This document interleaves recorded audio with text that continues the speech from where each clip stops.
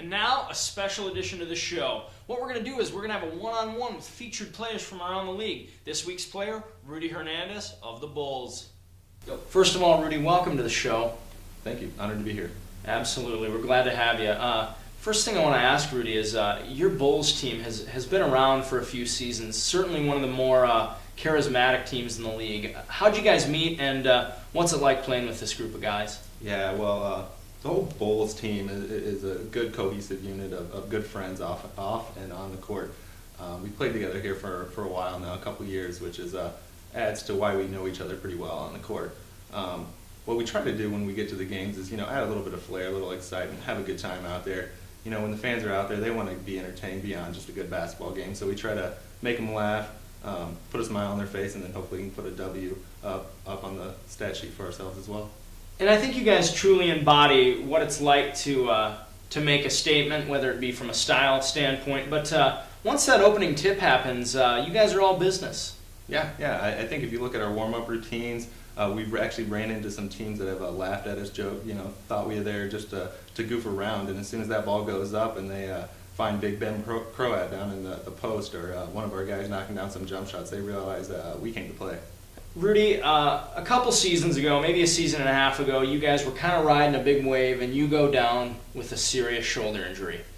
You haven't recovered 100%. What's it been like to just fight through it and fight through the pain and play on? Well, I honestly believe, and I will go on record and say, I think we would have won the championship that year if I didn't go down with a dislocated shoulder in the semifinals against the Clippers.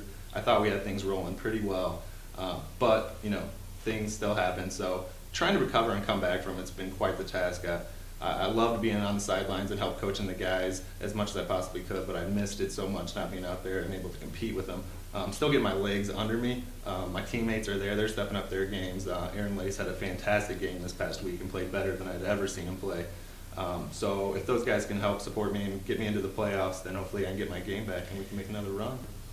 Rudy, as a veteran of Ultimate Hoops, you've got one of the more informed perspectives of the league as a whole, not just relegated to recreational. Let's talk about rec, competitive, and top flight.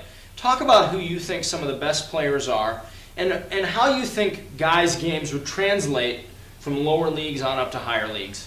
Sure. I'll never forget. I'll take you back to when we first started the league, and I think we walked into the gym and there was a top flight game going on, and none of the Bulls players really knew what we were in stake for. So we thought we were up against some of those guys. Seeing Tim Williams and Ken Maxey playing out there on the court, we about walked out the gym and left, and then we realized that there was a couple divisions to this whole Ultimate Hoops deal. But yeah, having a chance to see some of those top flight guys play, I mean, we have some of the best athletes I've ever seen on the basketball court day in and day out. I'd say if I had to pick a best player, I think you got to go with Divern Tenbrook. I mean, he's amazing. I've seen a couple of his games, and he can fill it up from anywhere on the basketball court. Now, we talk about comp division. I'm going to be a little bit of a homer and go for my buddy John Lean because he sported a Bulls jersey for a while, but I don't think the comp division has really seen what John Lean can do. I look for him to be a little bit more aggressive throughout the rest of the season because he's about as athletic as it gets out there, and he can go inside, go outside, and he's a great defender as well. So I look for him to do some big things out there. If we go down to the comp division, I know there's the status quo of the Kyle Winslow and the Sean Ball, but I might actually take the different direction and go with Ja'Kai Lockhart for the Nuggets. He's actually one of my favorite players in the league because he can do it all. Defensively, he'll stick the best defender or best offensive guy, and he can do it as well on offensive end. Well, Rudy, I want to thank you for making the trip to the UH studios and for being a guest on the show. Well, I appreciate the hospitality. I had a blast. And for those of you interested in being guests on the show, please submit requests via the UH TV page on the UH network, and until then, we'll talk to you soon. Well, that wraps up week 3, and I can honestly say we had a great time.